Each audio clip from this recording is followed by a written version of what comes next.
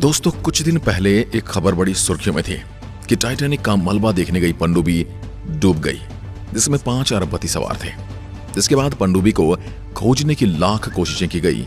एक search operation जारी किया जाता है, जिसमें एक कैनेडियन टीम ROV को रिमोट ऑपरेटिव भी कलेक्ट होता है।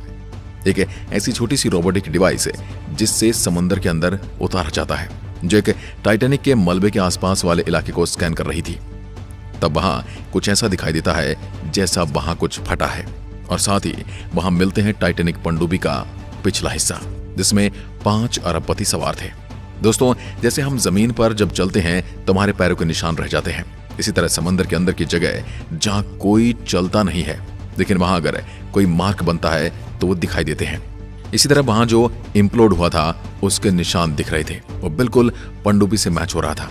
इससे ये कयास लगाए गए कि पनडुब्बी में सवार लोगों का बचना नामुमकिन है। दोस्तों, समुद्र के ऊपर जो लहरें चलती हैं किसी भी चीज को सैकड़ों किलोमीटर दूर तक फेंक सकती हैं। ठीक इसी प्रकार समुद्र के नीचे भी काफी दबाव और प्रेशर रहता है, और पानी का बहाव भी होता है। यहाँ जो अंदर ही अंदर लहरें चलती हैं वो बड़ी से बड़ी चीज को आगे पीछे कर सकती हैं। तो फिर ऐसे में उन 5 अरबपतियों के शरीर का मिलना काफी मुश्किल है। यहाँ एक बात का और खुलासा भी सामने आया है कि ओशियन कंपनी के CEO एक और अरबपति और उनके बेटे को भी टाइटैनिक मलबा दिखाने वाले थे। हालांकि CEO खुद पनडुब्बी के अंदर सवार थे और इस दुर्घटना में उनकी भी जान चली गई है। CEO ने जे ब्लूम और उनके बेटे को भी मिशन के लिए फोर्स किया था, लेकिन ब्लूम ने इसमें कुछ देखा और उनके बेटे ने बताया कि जब उन्होंने इस पनडुब्बी के डिजाइन के बारे में सुना तो उन्हें शक हुआ। उन्हें लगा ये पनडुब्बी इतने गहरे समुद्र का भार उठाने में सक्षम नहीं होगी। पनडुब्बी का साइज काफी छोटा था और ऊपर से उसका मटेरियल कार्बन फाइबर का बना था, और खुद CEO ने कहा था, हम खुद रूल्स तोड़ रहे हैं और हम ऐसे मटेरियल की तलाश में हैं जो ऐसी पनडुब्बी बनाए जो कम बजट में उन्हें समंदर की सतह के नीचे तक ले जाए, और इसमें उन्हें सफलता हासिल कर ली है। अब जो कार्बन फाइबर होता है उसको बनाते समय इसमें कोई फॉल्ट आ जाती है, तो ये छोटा सा डिफेक्ट होता है।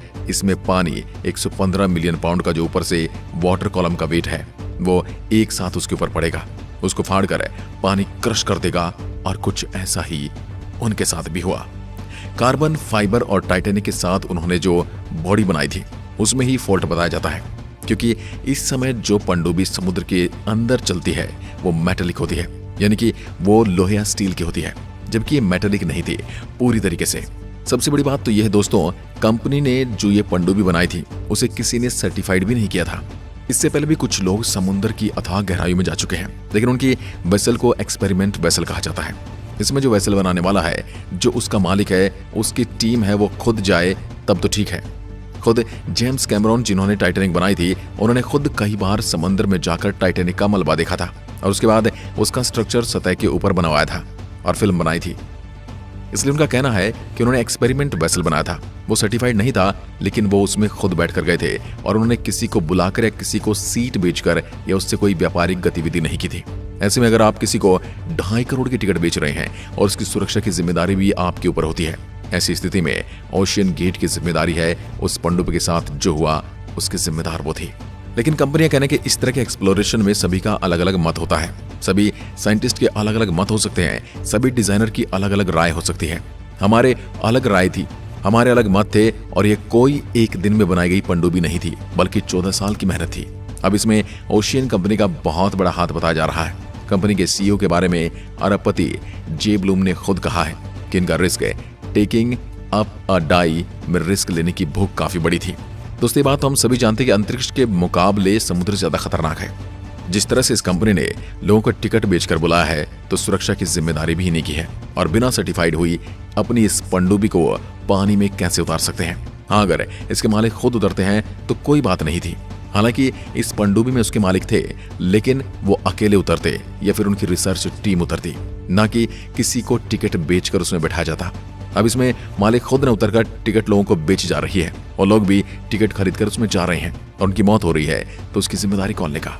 कहा यह जाता है कि ओशियन कंपनी के दिमाग में वही घमंड था जो टाइटैनिक बनाने वालों के दिमाग में था, जिसकी वजह से पहले टाइटैनिक डूबा और अब ये पनडुब्बी भी उसके बगल में डूब गई है।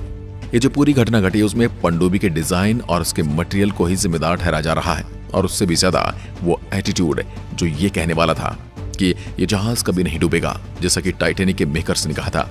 और वैसा ही इन्होंने भी कहा था कि हमारी पनडुब्बी सबसे बेस्ट है। और एक खबर ऐसी भी आ रही है कि ओशियन कंपनी में एक शख्स ने ज्वाइन किया था, जिसने पनडुब्बी के विशेषज्ञ के रूप में ज्वाइन किया था।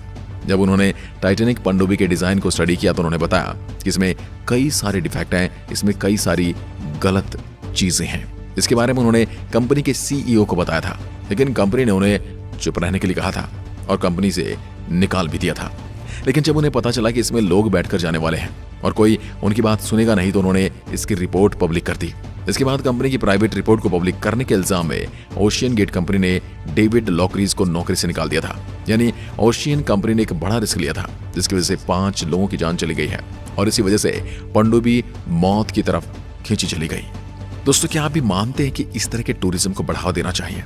ऐसे टूरिज्म या अंतरिक्ष टूरिज्म या फिर डीप ओशियन टूरिज्म, जो कि बहुत बड़े खतरे के लिए जाने जाते हैं। एक तो इसमें सवार लोगों के जीवन पर खतरा होता है, दूसरा इनका कोई रिजल्ट नहीं निकलता है। क्योंकि अगर आप और मैं बैठकर अंतरिक्ष की सैर पर जाते हैं, भले ही हमारे पास बहुत सारा पैसा है, लेकिन हम जाकर करेंगे क्या? हम सिर्फ और सिर्फ पोल्यूशन को बढ़ावा देंगे। और दूसरा बात यही, यदि हम समुद्र की गहराई में चले भी जाते हैं, टाइटैनिक जैसी चीज को देख भी लेते हैं, तो हमें उससे मिलेगा क्या? हम करेंगे क्या? सिर्फ हम ये बताने वाले अपने पोर्टफोलियो में ये दिखाने के लिए कि हमने टाइटैनिक को अपनी आंखों से देखा है या हमने अंतरिक्ष में उड़ान भरी है, सिर्फ इसके लिए आप इतना पोल्यूशन, इतना खर्चा करेंगे? क्या आपको लगता है कि इस तरह के टूरिज्म सही है या गलत? कमेंट में लिखकर जरूर बताइएगा। एक बार फिर मिलते हैं, तब तक के लिए नमस्कार, जय हिंद, जय भारत।